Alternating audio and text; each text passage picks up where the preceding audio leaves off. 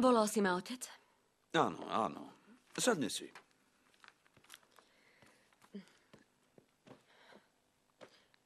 Čo som urobila?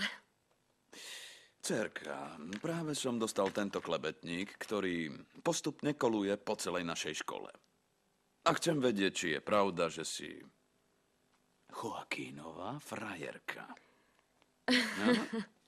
No. Áno, je to pravda. Prečo sa tak na mňa pozeráš? Nie si spokojný? Nie, som. Samozrejme, že som spokojný. Moja malička je už niekoho frajerka. To je výborné. Áno. Ale tiež chcem vedieť, či je pravda, čo sa tu píše. Mia a Roberta sa pobili ako dve mafiánske bojovníčky z ringu. Vieš, nie som bonzáčka. Veď ty si ma učil, aby som nebola. Pilar, dievčatko, no tak. To, čo mi povieš, zostane predsa len medzi nami. Tak, dobre teda. Ale, oci, nehovor nikomu, že som ti to povedala. Prosím. Nie, v poriadku. Dobre. Je dobré, že chodíš s Joaquínom. Áno. Moja. Už som mu to odovzdal. To je dobré. Tu máš svoj podiel. Nie, Joaquín, vieš čo, zaplatím ti všetko, čo som ti dlžný, ale toto už viac robiť nebudem, kamarát. Čo je s tebou? Takto môžeš zarobiť veľa prachov. Áno, ale o to nejde. Nejde o to? Ide o tvojho milenca Diega? S ním to tiež nemá nič spoločné. Pravý dôvod je ten, že na to nie som, jasné, takže to nechcem robiť, rozumieš? Nie si na to? Nie. Chlapče, keď už raz začneš predávať, nemôžeš z toho vycúvať. Chápeme sa? Ale predávať nebudem, rozumieš? Prestaň. Do nášky musia ísť. A keď nie, tí chlapíci sa môžu nahnevať. Môžu zavolať políciu. A je tam tvoje meno. Radšej rob, čo máš. Je to celkom dobrá prácička, áno? Neboj sa.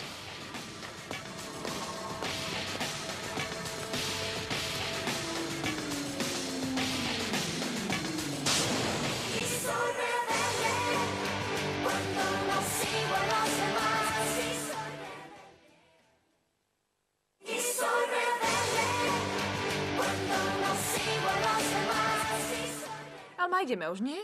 Sme tu už dlho. Čo je? Deje sa niečo? Hej, Alma! Pýtam sa, čo sa stalo. Áno, deje sa niečo veľmi vážne. Zase mám problémy s tým kuločím, vieš. Keď ty ma nikdy nepočúvaš. Si tvrdohlavá, Alma. Pepa, nenadávaj mi, prosím. Teraz mi nenadávaj. Ale veď tá právnička ti pomôže, nie? Ako jej môže pomôcť, keď je to jeho kamoška? Koho? No veď Kolučiho predsa. A toto máš odkiaľ? Keď som išiel po to pitie, videl som ich za jedným stolom. Si istý, bol to on? Áno, inak by som ti to nehovoril. To nie je možné. Prekliatí podliaci.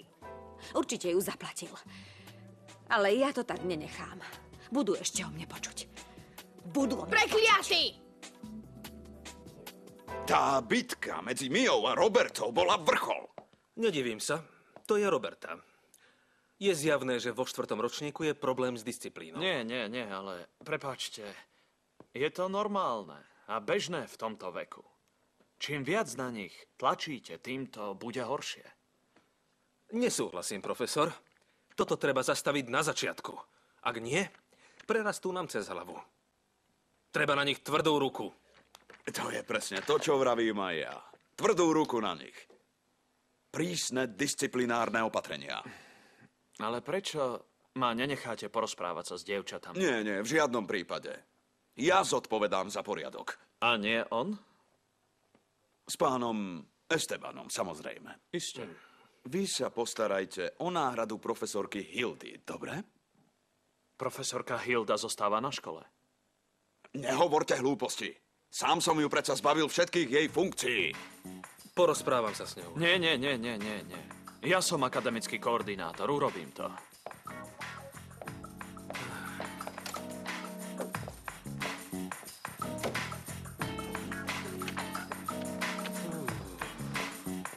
Ahoj, Lulu. Lulu, prosím ťa, už ti volám tretíkrát. Musím s tebou veľmi vážne hovoriť. Pochop jednu vec, prosím ťa, nebol to môj problém, bol to problém nespokojnosti Madariagu. Nutne s tebou potrebujem hovoriť. Znova ti zavolám. Dobre? Maj sa. Do čarta. No.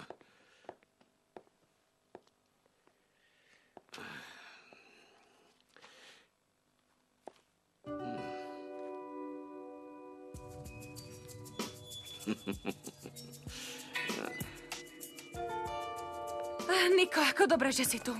Myslela som si, že si na klinike, ale som rada, že si tu. Ozaj, vieš, že vyhodili Miu a Robertu? Hrozné. Naozaj som nevedela, čo robiť. Pokúšala som sa s nimi porozprávať, ale nepočúvali ma, nedokázala som to. Obe sú moje kamarátky. Nemôžem dať prednosť jednej pred druhou. Neviem, čo mám robiť. Teraz jedna druhú nevedia vystáť. Niko, čo mám robiť? Niko, počúvaš ma? Prečo by som nemal? Veď len ty rozprávaš. Niko, prečo si taký? Chcem byť sám. Nedošlo ti to? Áno, prepáč. Nechcela som ťa obťažovať, mrzí ma to. Tak ja už idem. Lupita. Prepáč. Ja som hlupák. A poriadny. Prepáč. Niečo sa stalo? Práve som sa rozhodol, že odídem zo školy. Čo?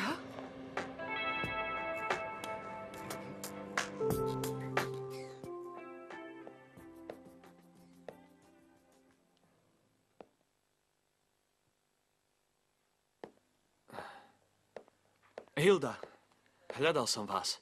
Áno, na čo? Ste v poriadku? Cítim sa skvele.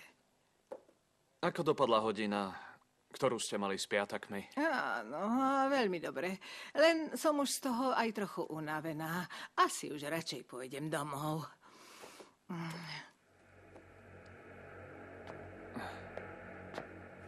Padli vám vaše lieky?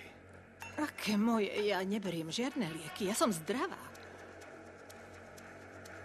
Hilda, máte rodinu, alebo žijete sama? Takto, ja som vdova. Manžel ma zanechal vo výbornej ekonomickej situácii. A mám synáčika, ale úžasného synáčika. A troch vnukov. Vídate sa? Áno, stále sme v kontakte. Oni trávia u mňa doma veľa času a ja u nich takisto trávim čas. Áno. Aha. A váš syn tiež pracuje v školstve? Nie. Môj syn je teraz riaditeľ v banke. Dobre sa mu darí.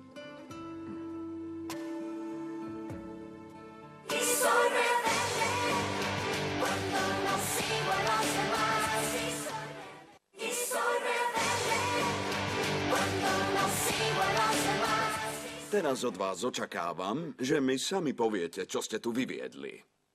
Ako vám napadlo pustiť sa do seba ako divé zvery?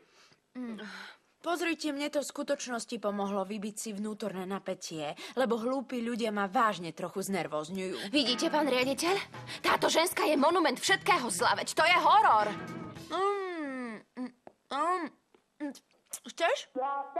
Staňte s tou žuvačkou Roberta! Dajte mi ju! Je výborná. Dajte.